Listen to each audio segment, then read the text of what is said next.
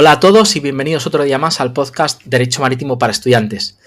En este capítulo nos acompaña la profesora Teresa Rodríguez de las Heras Valel, profesora titular de Derecho Mercantil en la Universidad Carlos III de Madrid y miembro del grupo de expertos de la Comisión Europea sobre Inteligencia Artificial y Responsabilidad. Es un placer contar hoy con ella en este podcast. Teresa, buenos días. Buenos días, Juan Pablo. Muchas gracias. Bueno, como ves, este podcast es un poco un off-topic de lo que habitualmente hago sobre derecho marítimo, pero estaba muy interesado en contar contigo y que nos explicases qué es esto de la inteligencia artificial. Entonces, la primera pregunta que yo te quería hacer es, ¿qué es la inteligencia artificial? Y tú que estás metida en el grupo de expertos, ¿cómo se aborda desde una perspectiva jurídica en el seno de la Unión Europea? Pues mira, una buena manera de aproximarnos al concepto de inteligencia artificial y en particular de sistemas de inteligencia artificial desde una perspectiva jurídica es hacerlo descomponiendo un sistema de inteligencia artificial en 4 componentes básicos que van a ser claves para, por ejemplo, abordar posteriormente cuál puede ser su impacto en el entorno y, por tanto, cuestiones vinculadas a la responsabilidad. Un sistema de inteligencia artificial está basado en un conjunto de algoritmos, es decir, es un sistema computacional, es un software que lo que hace es tomar input, puede ser input que te da un ser humano, puede ser input que toma del entorno, por ejemplo, datos, los procesa y en este proceso tiene que haber una serie de técnicas que calificamos o que, por ejemplo, la futura ley de inteligencia artificial califica como técnicas de inteligencia artificial, por ejemplo, utilizando machine learning, utilizando deep learning, otras técnicas que también se califican como tal, es decir, input, procesos, un conjunto de objetivos predefinidos que marcan cuál va a ser ese procesamiento que el sistema de inteligencia artificial hace de los inputs para llegar al último componente, que son los outputs. Es decir, el sistema de inteligencia artificial interactúa con su entorno, no solo tomando datos del entorno, sino también produciendo output, resultados. Estos resultados pueden ser una predicción, una recomendación, un rating o también una decisión. Es decir, una decisión que afecta a un sujeto o que afecta al entorno con el que interactúa. Estos 4 componentes son los que encontráis, por ejemplo, en la definición aún provisional de la ley futura de inteligencia artificial en la que está trabajando la Unión Europea. Y nos has hablado de esta ley, ¿no?, que está trabajando la Unión Europea. A ver si puedes un poco ahondar más en este aspecto. ¿Qué iniciativas está preparando la Unión Europea? Y sobre todo que nos cuentes un poco cómo está o cuál es el estado de esta ley actualmente. Pues mira, es interesante que la pregunta sobre iniciativas, porque en realidad debe ser así, en plural, iniciativas. No cabe duda que la más visible, la más evidentemente relacionada con la inteligencia artificial es esta propuesta de ley de inteligencia artificial, ¿no? Artificial Intelligence Act. Claro, claramente es una ley sobre inteligencia artificial, pero no es la única.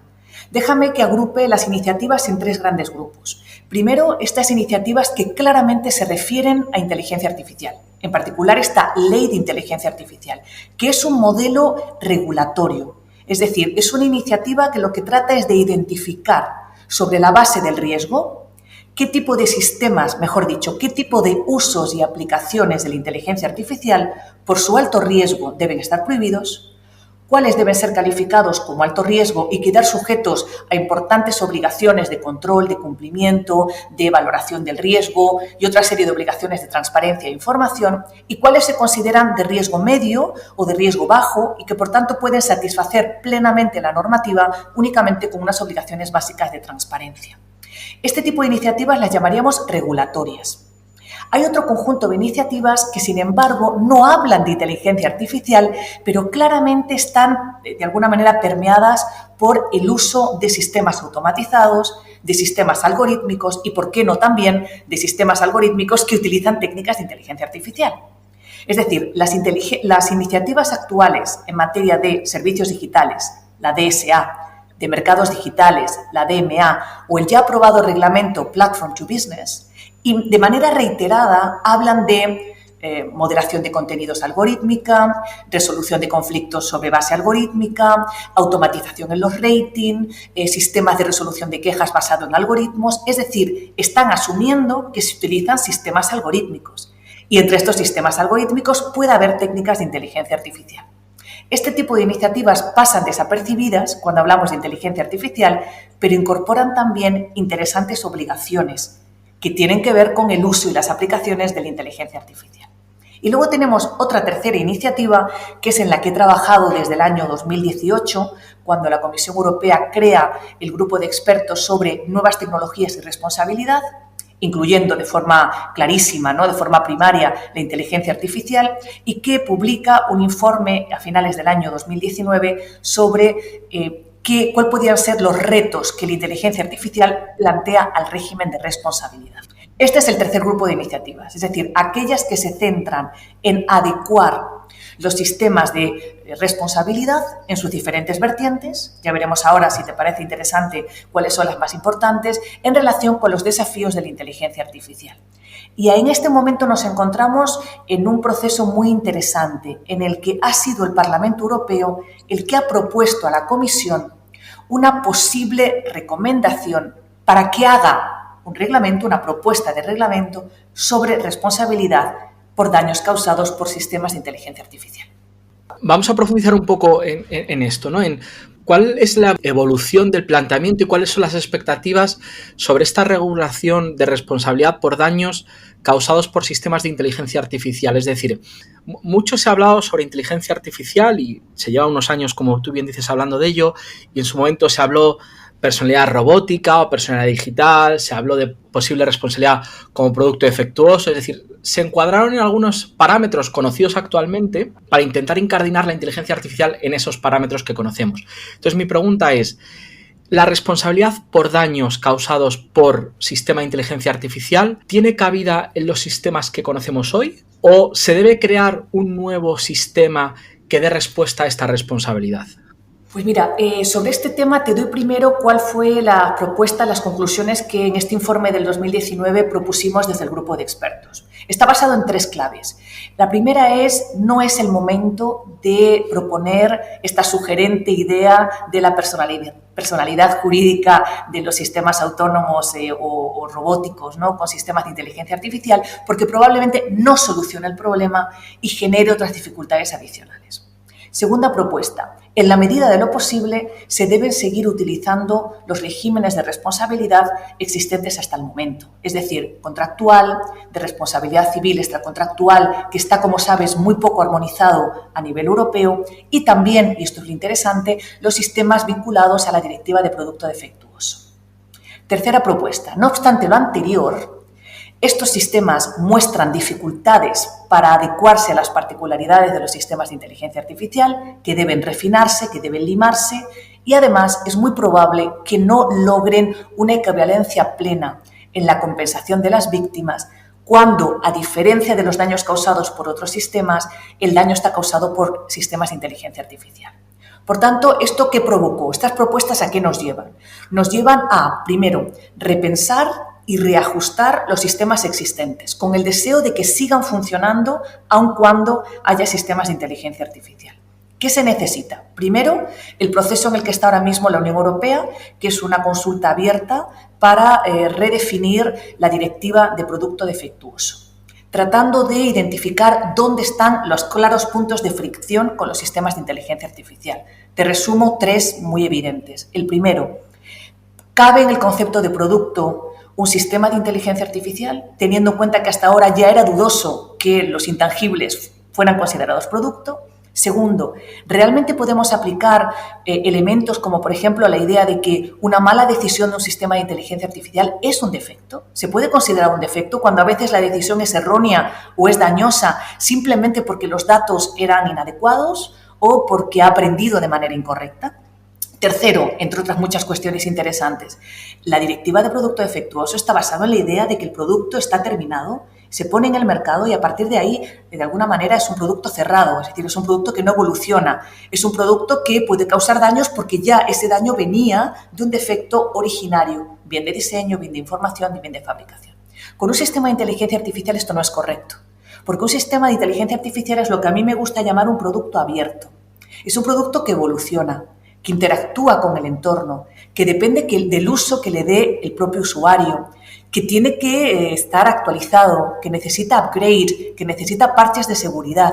Por tanto, esta idea de que la responsabilidad del productor finaliza cuando se pone en el mercado no es correcto cuando hablamos de un sistema de inteligencia artificial. Por tanto, primera iniciativa de la Comisión Europea, redefinir, ajustar, reajustar como te digo, la directiva de producto defectuoso. Y ahí, por ejemplo, el European Law Institute acabamos de participar en la consulta y hacer una propuesta. Segundo, aún así, es probable que los sistemas actuales no satisfagan plenamente los daños de las víctimas y, por tanto, es probable que se necesite un sistema ad hoc para los sistemas de inteligencia artificial. Esta es la propuesta que el 20 de octubre de 2020 el Parlamento Europeo lanza a la Comisión. Es un reglamento que lo que hace es añadir a los regímenes existentes otro régimen. Un régimen que está centrado en dos ideas. La primera, ¿quién será responsable? El operador del sistema de inteligencia artificial. ¿Qué es un operador? Como propusimos en el grupo de expertos, aquel que tiene control del sistema y aquel que se beneficia de su operativa. Control y beneficio. Segundo pilar básico de esta propuesta, ¿es responsable cómo? Pues puede serlo de manera objetiva, responsabilidad objetiva de riesgo, o responsabilidad subjetiva, siendo la objetiva la excepcional y siendo la subjetiva la regla general. ¿Cuándo debe ser objetiva? Del operador, siempre del operador, cuando se califique como sistema de alto riesgo. ¿Y qué es un sistema de alto riesgo? Aquel que aparecería, en caso de que se aprobara como tal el reglamento, en un anexo al reglamento. Es interesante que tengamos en cuenta en qué medida esto va a interactuar con la Artificial Intelligence Act, que también utiliza esta aproximación basada en riesgo. ¿Serán los mismos? ¿No lo serán? ¿Utilizaremos criterios similares?